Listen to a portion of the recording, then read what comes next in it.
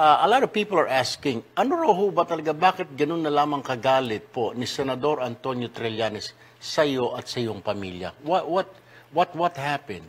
Hindi po kasi alam ng mga kababayan ho natin na suddenly biglang nagngangaw.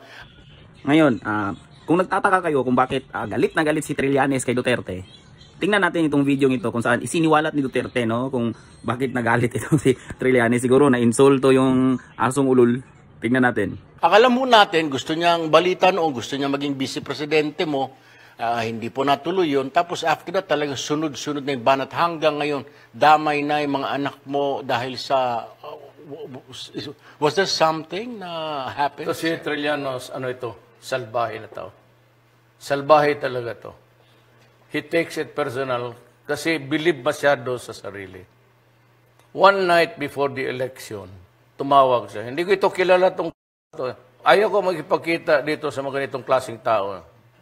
Na magpahambog na mag-muti-muti na talawan pala.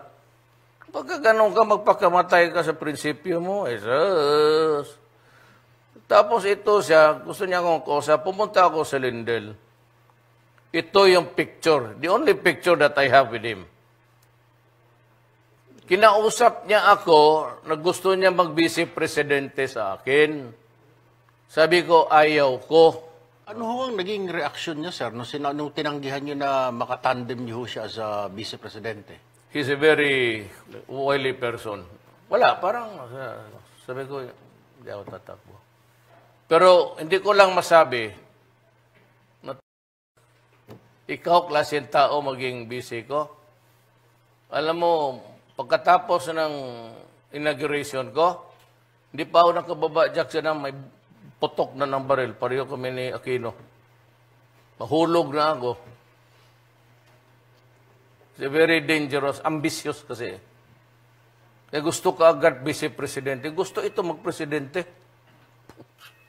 Hoy, Pilipino, gumising kayo sa mga ito.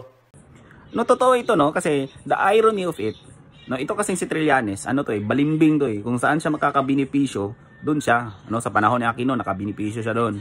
No, yung nag-mutiny siya kasi nasilip na niya na mabaho na ang pangalan ni Arroyo So, nag-mutiny siya, so bumango yung pangalan niya. No, ngayon kay Marcos, hindi ako naniniwala na walang incentives na binibigay dito kay Trililing. No, tapos kasi kung galit na galit talaga siya kay Digong, bakit siya nagpresentan maging vice president nito? No, tapos na-insulto siya kasi kinuha ni Digong si Cayetano. No, kasi ambisyoso tong taong to, no? Ambisyoso to. Tapos ngayon tinitira niya si Bongo. Tinitira niya si Digong na, 'di ba, tinira niya si Bongo noon yung sa frigate na na weapon sa Philippine Navy.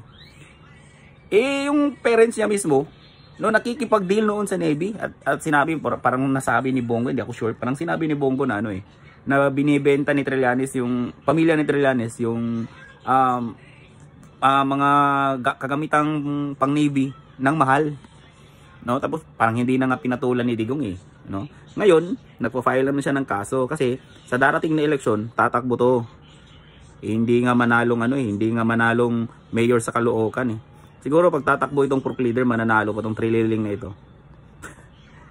Ulul.